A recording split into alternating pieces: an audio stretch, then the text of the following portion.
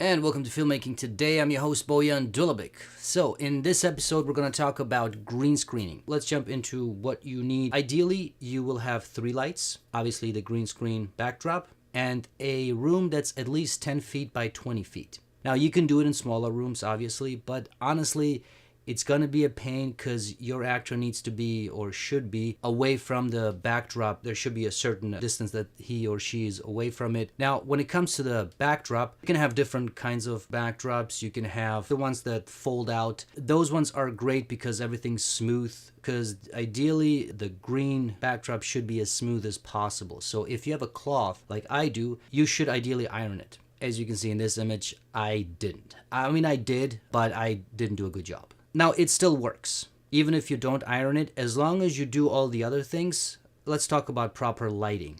The room that you're shooting in should be dark. So if you have windows, you should black those out. I was shooting in a living room, and all I did was I put the blinds down, and that was fine. Now, I'm shooting right now, which is spring kind of weather, so it's very gloomy, it's very foggy, so there's not a lot of light changes. So if you're shooting in the summer, let's say July, when the sun is really hot and the sunlight keeps changing, then you should really blacken out the windows and just make sure there's no light coming through.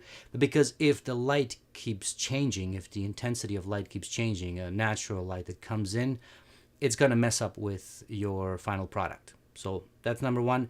Make sure the room is dark. Now, you need consistent light on the backdrop and on the actor as well. So you have to make sure that you light the backdrop separately from the actor. So I would recommend use lights with at least 500 watts. I used the Lowell Toda kit. It's a kit of 3 lights, and they worked really nicely.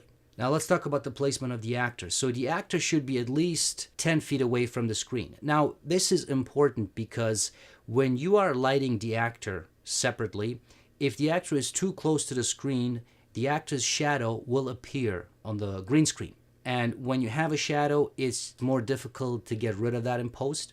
It's not impossible, but it's another problem that you don't need, and it's very easy fixable. And that leads me to another thing, hair. The more complex a hairstyle is, for example, if it's very curly, the more difficult it can be to key that out. Just tell the actors to slick their hair or, whatever they can do. Same thing with glasses.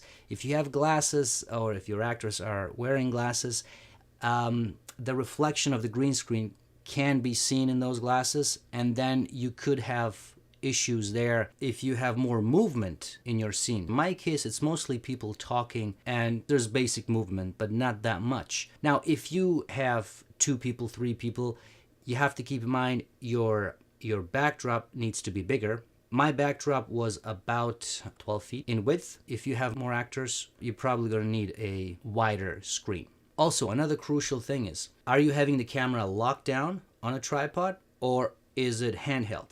If it's locked down, you don't have to do anything else. That's what I did. Now, if you want to have it handheld or you want to have a certain motion going on, that's another layer of complication. So in that case, what you have to do, you have to have markers on the green screen itself. So usually what people do, they have either small red X's or something there that you can later on use to motion track the movement. So again, this is not impossible or anything, but it does introduce another layer of complication. So if you don't have to do it, don't. But if it is crucial for your story, that's something you do have to keep in mind. So let's talk about the post-production workflow. So I took the raw footage, which I shot on my Blackmagic Pocket Cinema camera, and I shot this in ProRes HQ. I took that into Premiere Pro. I did all the basic editing, syncing up sound and all that stuff.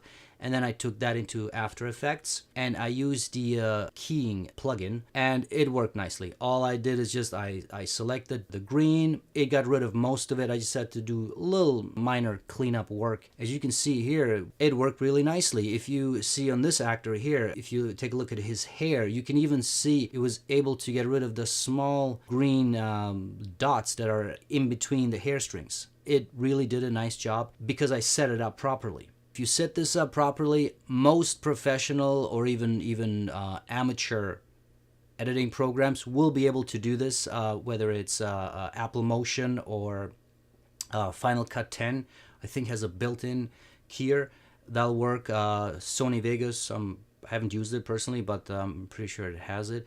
So, most professional or semi-professional applications will have tools for you to do this. And then at that point, it just depends what you want to do with it. Now, most of the scenes I used green screen on my film were scenes where reporters are talking about certain things. I had a virtual studio in the background. It does look fake in the sense, of course, it's not real, but it does look like news, because a lot of news stations will have virtual backdrops. So in that sense, it looks real. So that's something you got to keep in mind. Why are you doing this? If you're just doing it because you think it's cool, you might want to rethink that, because if it looks fake, even though the green screen, the green screen portion of it is great, but then you put a background there that just kind of takes away from it, you might want to rethink that. Again, don't do it just because you think it's fancy or cool or whatever the reason is. Unless you want to test things out, that's fine. But if this is for professional work or something you want to show others and all that, think about why you're doing it, right? Because I know I have seen so many Hollywood films, and I'm talking big budget production films, where they used green screen in one scene, or it might just be in literally one shot, and it just ruined the whole film for me.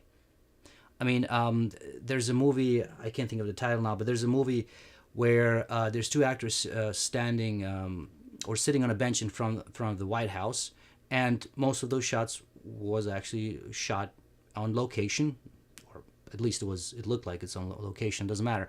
And then they cut to one close-up of one of the actors, and you can tell it was green screen, because it looks so awful, it looks so fake.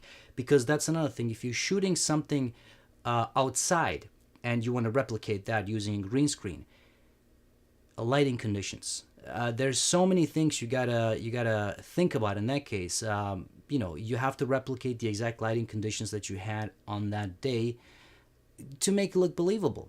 And then, of course, the distance of the background and all that kind of stuff. So anyway, if Hollywood gets it wrong, if a movie with millions and millions of dollars gets it wrong, chances are, if you're a guy like me and you're, indie guy, you probably will get it wrong. So don't go overboard with this. This is there to enhance a scene, but it's not there to take over a scene. So that's all I got, guys. Stay tuned for more info. I am almost done shooting my feature film project, Eugenics. Very soon we will have a trailer, and I will obviously post it here. You will be the first ones to see it, and you will see these shots in there as well. And follow me on all those social media platforms as always. Just type in my name, Bojan Dulabic, or Project Eugenics if you're curious about my film. Sign up for my newsletter and check out my blog, filmmakingtoday.com. Thanks, guys.